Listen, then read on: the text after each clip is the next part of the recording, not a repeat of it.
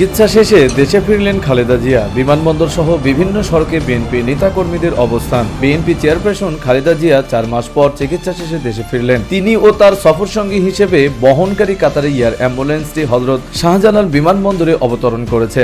আজ মঙ্গলবার সকাল প্রায় 11:15টায় এই বিমানটি অবতরণ করে। বিমানবন্দর থেকে বেরিয়ে গুলশান বাড়ি ফেরুজা যাওয়ার কথা রয়েছে তার।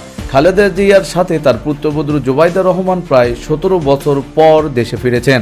তার সঙ্গে ব্যক্তিগত 3 জন চিকিৎসকও রয়েছেন। বিএনপির নেতাকর্মীরা তাদের নেত্রীকে স্বাগত জানাতে বিমানবন্দরের 2 রাস্তার পাশে ফুটপাতে বিভিন্ন ব্যানার, ফেস্টুন ও পতাকা নিয়ে অবস্থান করছেন।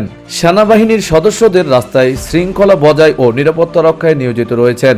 এছাড়া পুলিশকে রাস্তায় যাতে জনসমাগম না হয় সে কারণে ব্যস্ত থাকতে দেখা যায় বাংলাদেশের বিভিন্ন টেলিভিশনে। তবে ফুটপাতে থাকছে না বিএনপি নেতাকর্মীরা, রাস্তায়ও তাদের দাঁড়াতে দেখা গেছে।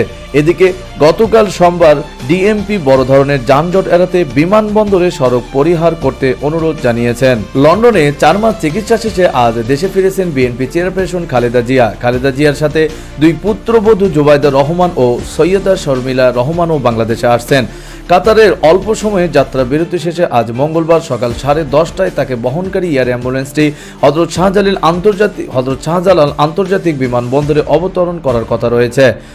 বলতে চাই, তারা যেন রাস্তায় কাউকে দাঁড়াতে না দেন, বিশেষ করে বিএনপির অঙ্গ সংগঠনের নেতা কর্মী এবং ঢাকা সিটি নেতা কর্মীদের কাছেও আমি আবেদন রাখতে চাই যে তারা এই ব্যাপারটাতে বিশেষ নজর দেবেন এবং কোন রকমের রাস্তায় যেন কেউ না দাঁড়ায়, ট্রাফিক বিঘ্নিত না করে, যাতে করে পরীক্ষার্থীদের কোনো অসুবিধা